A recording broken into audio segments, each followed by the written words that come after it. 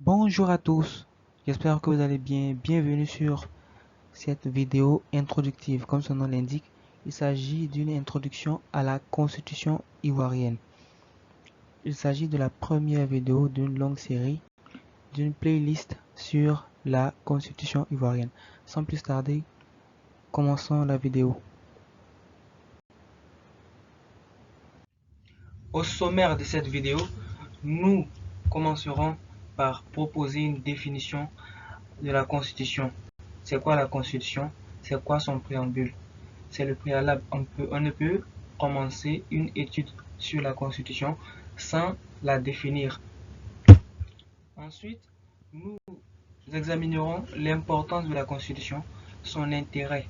Pourquoi faut-il connaître la Constitution? Pourquoi faut-il l'étudier? Quelle est sa raison d'être? Par la suite, nous ferons un peu de droit constitutionnel général, c'est-à-dire nous aborderons plutôt les règles relatives à l'adoption, à la création et à l'adoption de la Constitution et terminerons notre vidéo en faisant ressortir les innovations que la Constitution du 8 novembre 2016 a apportées.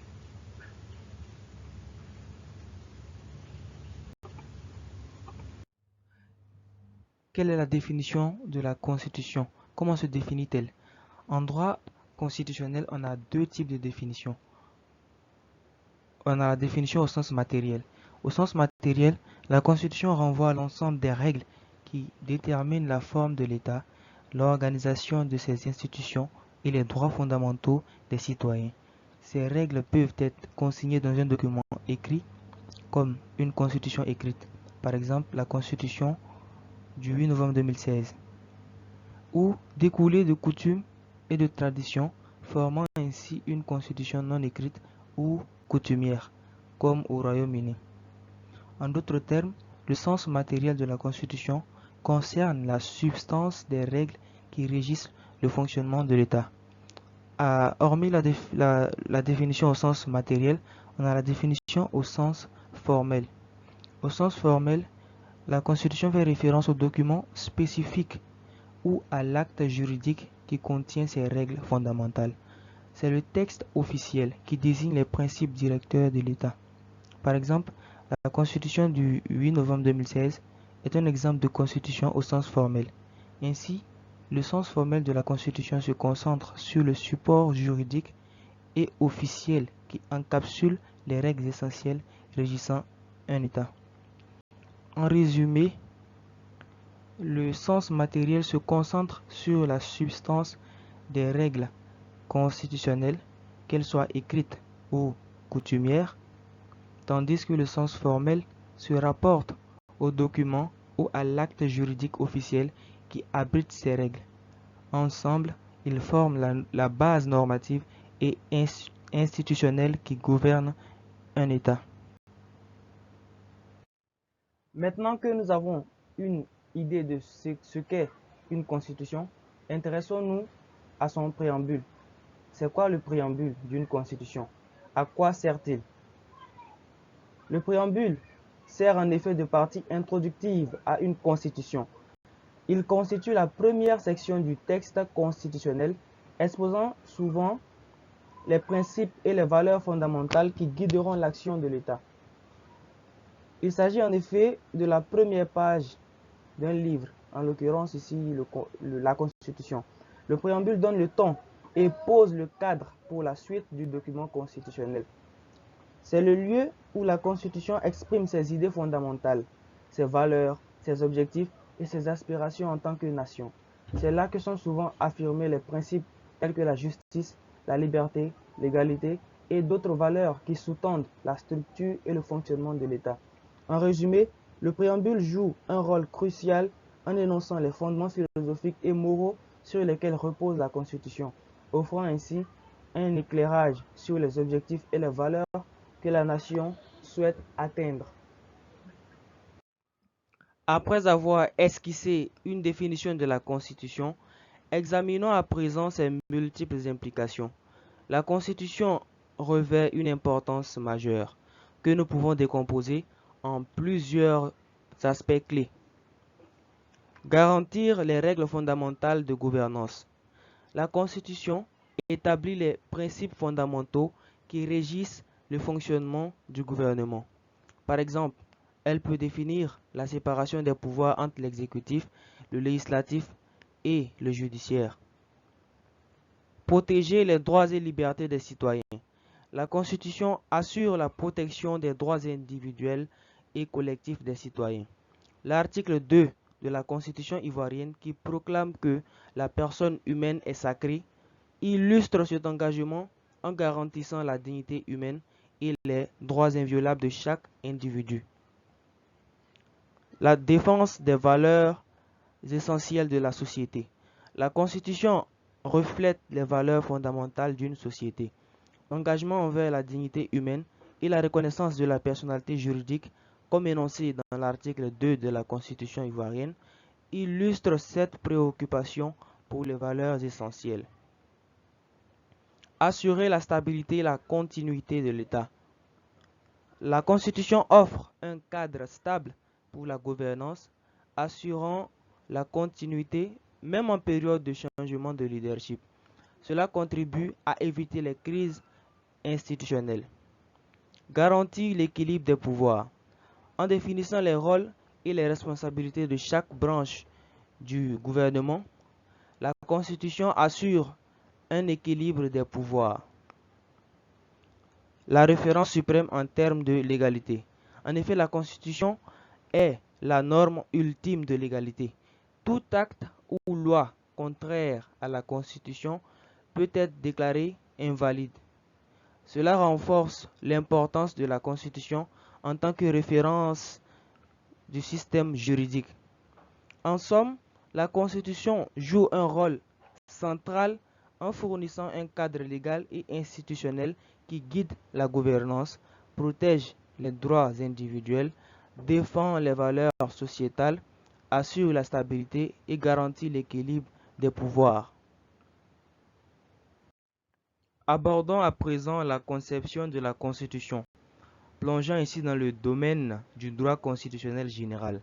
Cette exploration nous permettra de saisir les mécanismes et les principes fondamentaux qui guident la création et l'évolution de ces textes constitutionnels. Pour parler de l'élaboration d'une constitution, il faut distinguer le type de la constitution, c'est-à-dire s'il s'agit d'une constitution coutumière ou s'il s'agit d'une constitution écrite. Dans notre cas, il est question d'une constitution écrite. Pour ce faire, pour mieux cerner l'élaboration de la constitution, il faudra étudier les points suivants. Le PCO ou pouvoir constituant originaire. Ensuite, le moment d'adoption d'une nouvelle constitution, c'est-à-dire à quel moment l'adoption d'une constitution est une nécessité. Et finalement, les procédés d'établissement de la constitution. En poursuivant notre exploration de l'élaboration constitutionnelle, penchons-nous désormais sur le concept clé du pouvoir constituant originaire, PCO, déterminant fondamental dans la création initiale d'une constitution. C'est quoi le PCO? C'est quoi la définition du PCO? Le pouvoir constituant originaire, selon la définition du professeur Martin Bleuou, est l'autorité compétente chargée de doter l'État d'une constitution. Concrètement, le PCO représente l'organe politique responsable d'organiser la structure étatique en élaborant un texte constitutionnel. La mission du PCO ne se limite pas à la rédaction d'une constitution. Elle vise également à rétablir l'ordre constitutionnel en fournissant un cadre juridique et institutionnel fondamental à l'État. Ainsi, le PCO joue un rôle essentiel dans la mise en place des règles qui régissent la gouvernance et les relations au sein de la société. Au niveau de l'identité du PCO, il peut revêtir différentes formes en fonction du contexte politique. Par exemple, au Mali, après le putsch, le PCO était le Conseil national de la transition, qui agissait en tant qu'assemblée législative lors de l'adoption de la nouvelle constitution du Mali. En Côte d'Ivoire, lors de l'élaboration de la constitution du 8 novembre 2016, le PCO était un comité d'experts nommé par le président de la République. Ce comité avait la charge de proposer la nouvelle constitution sous la forme d'un projet de loi constitutionnelle. En résumé, le PCO, par son identité variable, représente l'autorité souveraine investie du pouvoir de concevoir et d'adopter une constitution, jouant ainsi un rôle déterminant dans l'évolution et la fondation de l'ordre constitutionnel d'un État. Explorons maintenant le moment opportun pour l'adoption d'une constitution. L'adoption d'une constitution se manifeste principalement dans deux contextes distincts. Tout d'abord, lors de la naissance d'un État nouveau, suite à la création d'une entité nationale dépourvue de constitution initiale. C'est le cas des États africains après l'accession de l'indépendance. Ces États n'avaient pas de constitution à leur accession à l'indépendance. Il fallait donc en adopter une. On parle aussi de nouveau État lorsqu'il y a formation d'un État fédéral résultant de la fédération de plusieurs entités distinctes, comme c'est le cas des États-Unis, ou encore à la séparation d'un État en plusieurs, comme observé dans le cas du Soudan. Par ailleurs, l'adoption d'une constitution intervient dans un État ancien qui perd sa constitution, que ce soit à la suite d'une révolution, comme exemplifié dans certains cas historiques, ou à la suite d'événements tels qu'un coup d'État, à l'instar des récents événements au Mali, ou encore par l'abrogation délibérée de la Constitution en vigueur. Ces deux cas reflètent les moments cruciaux où la nécessité ou l'opportunité d'adopter une Constitution se présente.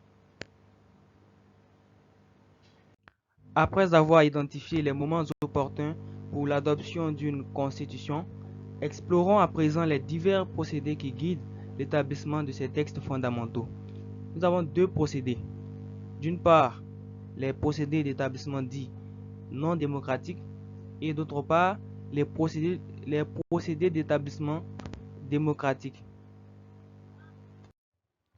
Les procédés d'établissement non démocratique, bien que nous les mentionnerons brièvement, sont aujourd'hui considérés comme obsolètes. Nous nous concentrerons davantage sur les procédés démocratiques, largement adoptés. Et donc parmi les procédés d'établissement non démocratique, nous avons l'octroi, qui émane d'une volonté unilatérale, souvent celle d'un monarque. À côté de l'octroi, nous avons le pacte, qui résulte d'un accord entre le peuple et le futur souverain. Parmi les procédés d'établissement démocratique, deux approches distinctes émergent. La technique de l'Assemblée constituante souveraine. Dans ce modèle, le peuple élit une assemblée à qui il confie la responsabilité souveraine d'élaborer et d'adopter une constitution. Ce processus offre une délégation totale du pouvoir constituant à l'Assemblée qui jouit de la légitimité directe du suffrage populaire. Cette méthode a été employée avec succès pour la Constitution des États-Unis d'Amérique et celle de la Namibie. On a aussi la technique de l'Assemblée constituante non souveraine. Contrairement à la première approche, dans ce modèle, le peuple élit une assemblée chargée d'élaborer un projet de constitution, mais cette assemblée n'a pas le pouvoir d'adopter le texte final. Un référendum constituant est alors organisé pour permettre au peuple de décider de l'adoption du texte. Un exemple illustratif de cette méthode est la Constitution française de 1946. En résumé, la première technique confère à l'Assemblée constituante une souveraineté directe dans l'adoption de la Constitution, tandis que la seconde délègue ce pouvoir au peuple par le biais d'un référendum, réservant à l'Assemblée un rôle consultatif dans le processus. Après avoir examiné les divers procédés d'établissement de la Constitution, explorons maintenant le moment crucial de son adoption, où les fondements démocratiques prennent pleinement vie. L'adoption de la Constitution représente une étape cruciale qui traditionnellement se réalise par le biais d'un référendum spécifique, souvent désigné sous le terme de référendum constituant. Concrètement, le référendum constituant se définit comme un processus démocratique au cours duquel les citoyens d'un pays sont conviés à exprimer leurs avis sur le projet constitutionnel en discussion. Ce mécanisme démocratique de participation directe offre aux citoyens la possibilité de contribuer activement à la formation des bases fondamentales de leur gouvernement. En participant au référendum, les électeurs sont appelés à prendre des décisions essentielles en exprimant leur position sur les dispositions de la Constitution proposées.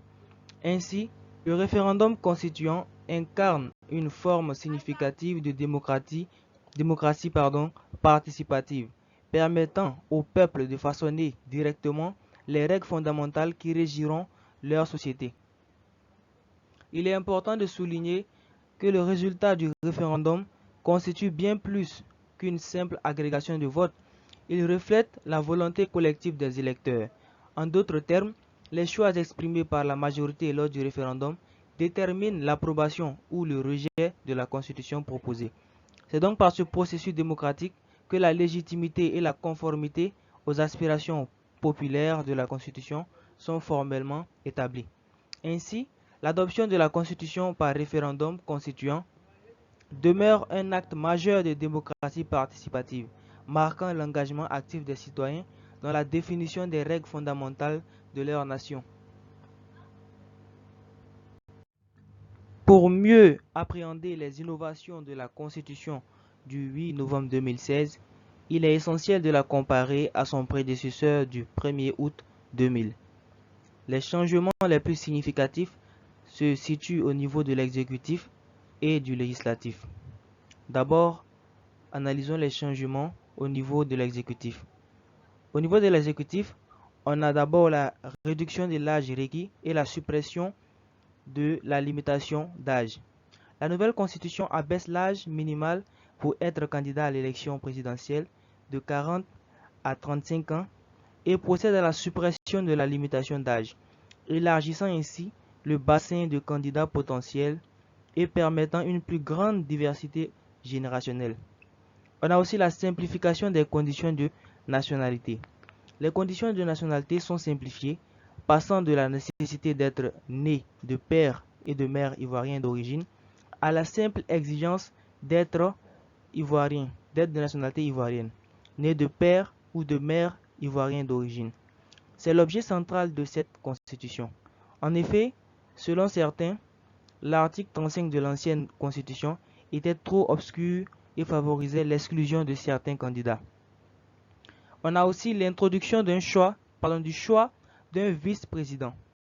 L'innovation majeure réside dans l'introduction du choix d'un vice-président par le président de la République en accord avec le Parlement. Cette nouvelle renforce la structure exécutive en introduisant un rôle spécifique et en soulignant la nécessité de consultation avec le Parlement dans cette décision. On a aussi l'élimination de l'exigence de résidence continue. La nouvelle constitution ne mentionne plus l'exigence d'une résidence continue de 5 ans en Côte d'Ivoire pour les candidats, ouvrant potentiellement la voie à la candidature de ressortissants résidant à l'étranger. Comme autre innovation au niveau de l'exécutif, on a le changement dans la déclaration de patrimoine. Bien que les deux constitutions demandent la déclaration de patrimoine, la nouvelle constitution est plus souple. Elle ne précise pas l'obligation de justifier l'origine de ce patrimoine, introduisant une différence dans la rigueur de ces exigences. Maintenant, passons à l'analyse des innovations au niveau du Parlement. C'est l'introduction du Sénat qui est l'innovation majeure. La nouvelle constitution introduit le Sénat, une chambre supplémentaire au Parlement. Cela marque un changement significatif dans la structure législative en élargissant le Parlement à deux chambres, l'Assemblée nationale et le Sénat. Le Sénat assure la représentation des collectivités territoriales et des Ivoiriens établis hors de Côte d'Ivoire, renforçant ainsi sa représentativité. Cette analyse met en évidence les principales différences entre les deux constitutions en ce qui concerne l'éligibilité et les conditions pour les candidats à la présidence, ainsi que les changements significatifs dans la composition et le fonctionnement du Parlement. Ces évolutions offrent une compréhension approfondie des avancées apportées par la nouvelle Constitution. C'est ainsi que se conclut notre introduction à la Constitution ivoirienne. Merci d'avoir visionné. J'espère que cette vidéo vous a été utile. Si vous l'avez appréciée, n'hésitez pas à cliquer sur le bouton like et à partager si vous pensez qu'elle pourrait bénéficier à quelqu'un d'autre. Abonnez-vous pour ne pas manquer nos prochaines vidéos consacrées à la Constitution ivoirienne. À bientôt!